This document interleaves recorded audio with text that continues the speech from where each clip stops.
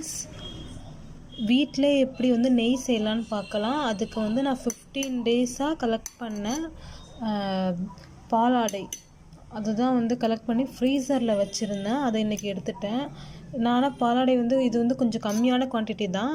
அதனால் வந்து நீங்கள் வந்து ஒரு 30 டேஸ் வரைக்கும் கூட நீங்கள் கலெக்ட் பண்ணி இந்த கப் ஃபுல்லாக ஆகிடும்.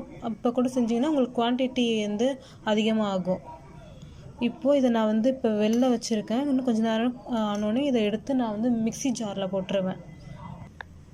நெக்ஸ்ட்டு வந்து அந்த கப்பில் இருக்கிற பாலாடையெல்லாம் வந்து நான் வந்து எடுத்து இந்த மிக்ஸி ஜாரில் போட்டிருக்கேன்.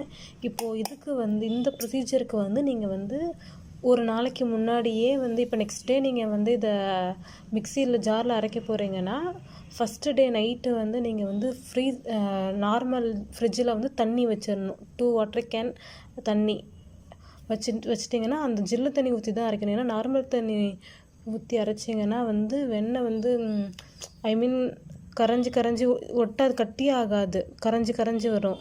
நம்மளால் அதை கட்டியாக பிடிச்சி வைக்கிறது கஷ்டமாக இருக்கும். அதனால் நீங்கள் ஜில்லு தண்ணியில் பண்ணுறது வந்து பெட்டர். அதுக்காக தான் ஜில்லு தண்ணி. நெக்ஸ்ட்டு இப்போ நான் அதை ஊற்றி அரைச்சி அந்த வெண்ணெயை மட்டும் எடுத்து உங்களுக்கு காட்டுறேன்.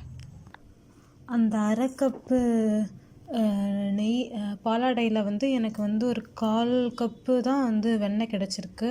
இப்போ இதை தான் நம்ம வந்து அடுப்பில் வச்சு உருக்கிடலாம். அடுப்பை பற்ற வச்சுட்டேன். இப்போ பாருங்கள் வெண்ணெய் வந்து எப்படி உருகிட்டுருக்குன்னு. எனக்கு இவ்வளோ தான் கிடச்சிருக்கு நெய். ஏன்னா நான் வந்து கலெக்ட் பண்ணதே ரொம்ப கொஞ்சம், பட் கொஞ்சமாக இருந்தாலும் இது ரொம்ப பியூர், வீட்டிலே செஞ்சது. நீங்கள் லாஸ்ட்டாக வந்து அந்த வெண்ணெயை உருக்கிட்டு லாஸ்ட்டாக வந்து அந்த முருங்கைக்கீரை அதை வந்து போட்டு இது பண்ணிவிடுங்க, உருக்கிடுங்க, லாஸ்ட்டாக போட்டுருங்க தாளிக்கிறதுக்கு. அதுக்கப்புறம் அதை ஃபில்டர் பண்ணிங்கன்னா உங்களுக்கு இந்த அளவுக்கு நெய் கிடைக்கும். தேங்க்யூ.